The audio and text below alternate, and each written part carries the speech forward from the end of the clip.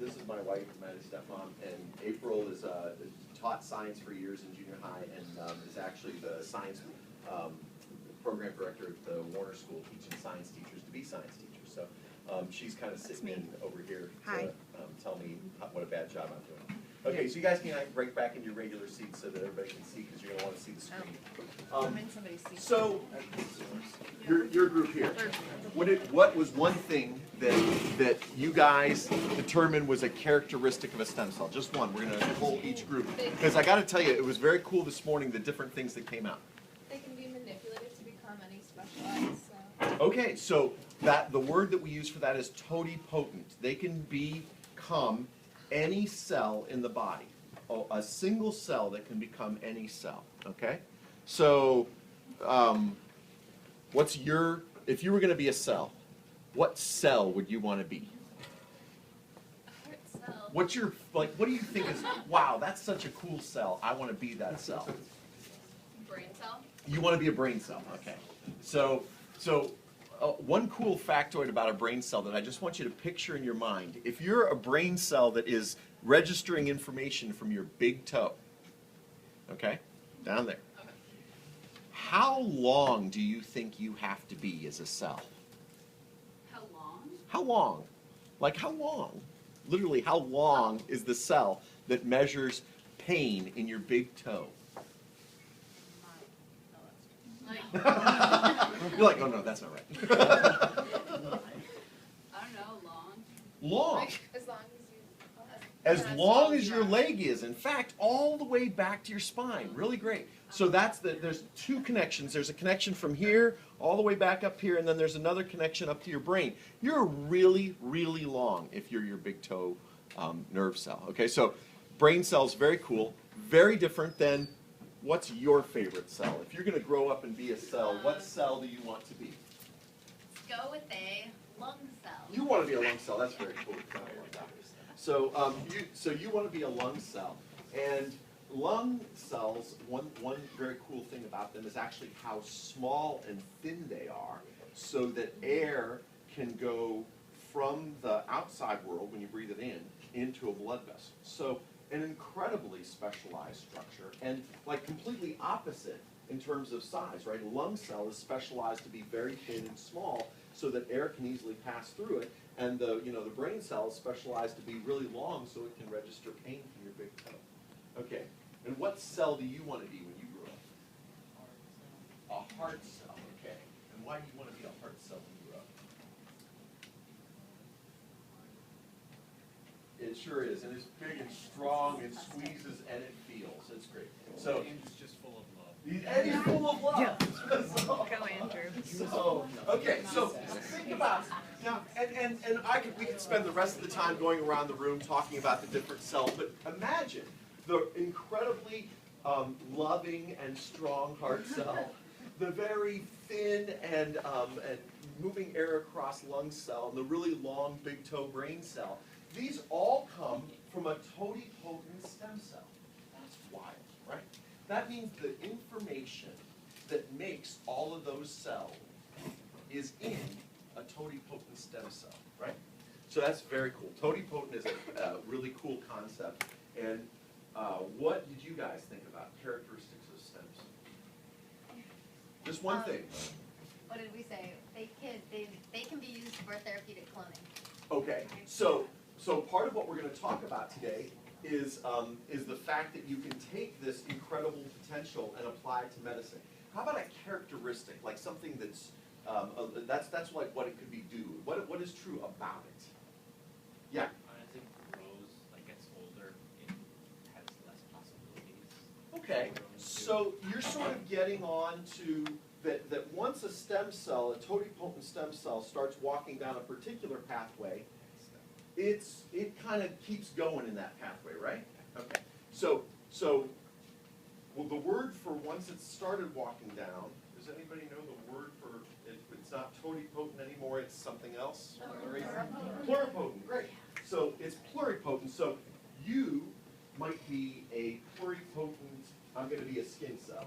And you might be a pluripotent, I'm going to be a blood vessel cell. And you're a pluripotent, I'm going to be a cell that carries oxygen in the bloodstream, okay? So these are different kinds of pluripotent cells that come from the totipotent cell. And once you start walking down your pathway, you're probably not going to go backwards unless there's some big change, okay? So yes, once they started to go down a pathway, they become pluripotent. What about this group over here? There's many factors that are differentiate cells. Okay, great. So there's signals that come from the outside of the cell that tell it what it should become, right? Okay, is that what you're saying? Yeah, that's absolutely right. And we're going to talk actually about what some of those signals might be. What about you guys?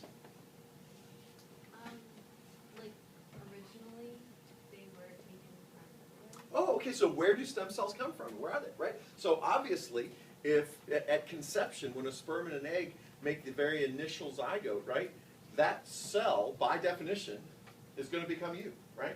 So it has to be totally potent, totipotent, right? So the initial research on stem cells was in very early embryos where virtually all of the cells in an early embryo are totipotent. So well, that brings up a really great question that came out in one of the last classes. Where else can you find stem cells? You're right, you can find them in the embryo, and that's where they were originally studied.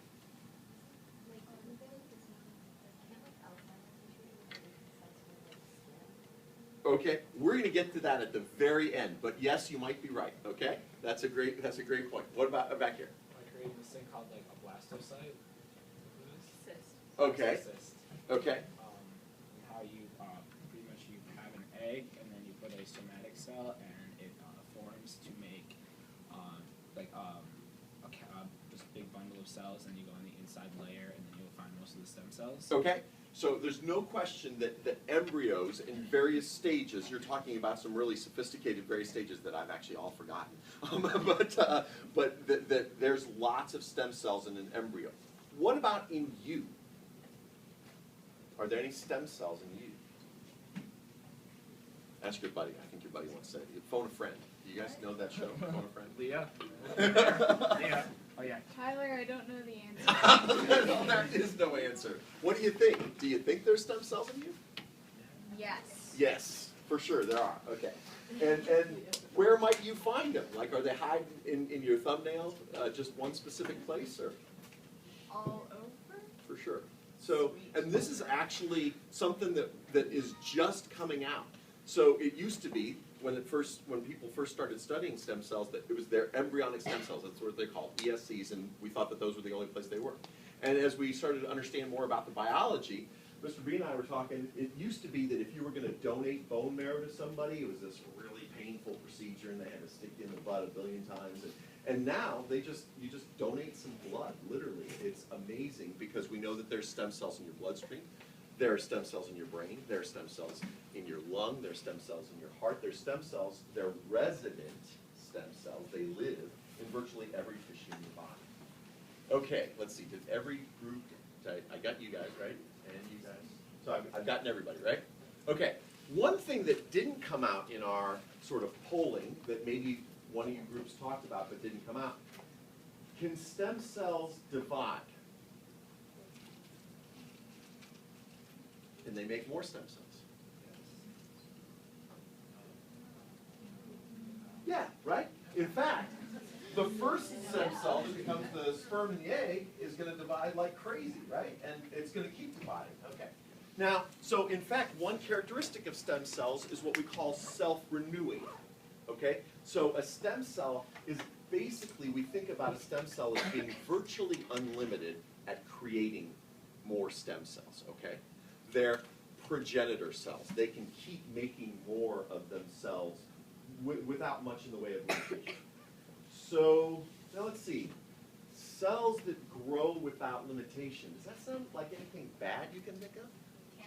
Cancer, right? And in fact, one of the things that stem cell biologists are trying to learn a lot about and be really careful about is what makes cancer bad, and what makes self-renewing stem cells that become, brain and heart and lung, and what makes them okay. What is the biology that's different about a stem cell that makes it an okay cell to have in your body, and cancer to be a bad cell that you don't want to have in your body? Because they actually share some similar features, right? This idea that they can grow without much in the way of mutation. All right, so we've covered a lot of the ground that I want to cover about the sort of basics. Now we're gonna get into the therapeutic cloning bit, okay? All right, so let's see. I'm really sorry, but you have a terrible lung disease. It's really awful. It's the lung disease that I take care of, and people. I don't think you do, by the way. And the bad news that I have for you is that, like, in 7 or 8 years, no matter what we do to treat you, and we have some treatments, you're probably going to be dying. And it's really sad. And you guys are all really sad for her. And so she needs, in about 8 years from now, she's going to need a lung transplant. Now, lung transplant, there's turns out there's a long waiting list for lung transplant. And so, let's see, good news, bad news. Bad news is somebody got in a motorcycle accident last night. Good news is that means you get their lungs. So that's good. So now, 8 years from now, you have your lung transplant. You're like, oh, good, I can breathe again. I'm very happy. And unfortunately, your body's immune cells, pretty much as soon as you get those new lungs, your body's immune cells, what's your name? Sunita. Your body's immune cells go, these are not Sunita's lungs. They're not. And we want them out of here. So they're going to start attacking. So you know, people have gone to all this great work to get you new lungs, and your body immediately starts attacking. So maybe 7 or 8 years after you got these new lungs, you're pretty much as bad as you were back before you had them, which is no good. And so transplant works for a lot of things. Lung transplant is not so great yet because of this immune rejection problem. So, let's see. Have we been talking about anything that might give us an idea of what we could do differently than what we're doing now for Sunita? Yeah, create stem cells with the patient's DNA. Create stem cells with Suhina's own DNA so that she doesn't reject it. Do we need to create them? We can just get them from her body, right? Right? Okay, so we get stem cells from Suhina so that what are we going to do with them? They're going to multiply and make it through the IPS, the induced Whoa, okay. Okay, go ahead. So if you get the stem cells, they can become anything, and then you can put them through IPS, which would mean you make them become lung cells, and then kind of make them. Okay, so, and you said it too up here, and I think I heard somebody over here say it. We're going to use Suhina's stem cells to make lungs, right? Now, what you were talking about is actually what we're going to talk about at the end. You guys, a bunch of you have raised this issue. The induced pluripotent is something else. We're going to just find her own stem cells and use them to grow lungs. What you're talking about is the really crazy idea of when you take a piece of skin and you turn a piece of skin into a stem cell, which is totally wild, and you're right, you can do it.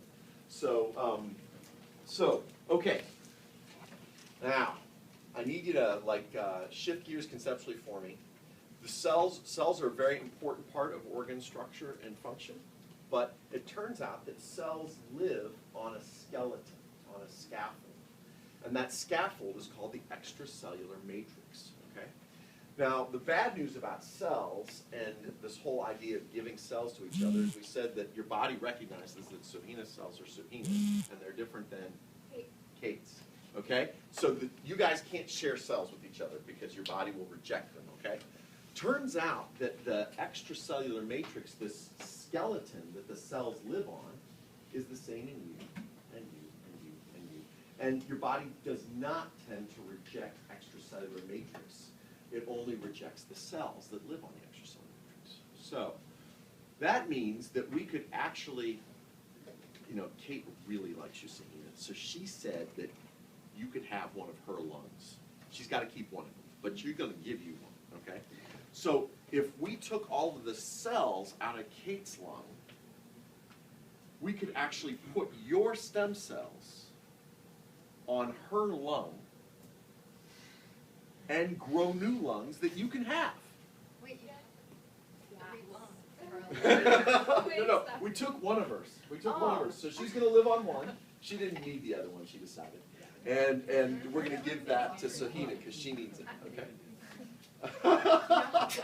All right, so look, so this is really how this looks. This experiment was done about 3 years ago. And, oh, did it turn off again? I turned it on. Yeah, it did. Okay. So this experiment was done by a brilliant woman engineer 3 years ago at Yale. And she'd been working on it for about a decade, working on this idea that if you took this scaffold, the structure, the extracellular matrix, and got rid of all of the cells, that you could put new cells on that and they would become a lung, right? It sounds like science fiction. Let me tell you, when I was in medical school, this would have been completely science fiction. But you guys, it all sounds pretty normal to you because you've been talking about stem cells and cloning and how this stuff just is part of our daily biology now. Let me tell you, it was science fiction when I was in medical school. Does that mean you're old or science changes? It means both. Oh, it's still. It is, yeah. It'll be much better when you can see it. I think you broke it. It's starting also. Yeah. Yeah. It was long before. I hate technology problems. I'm sorry, guys. Okay.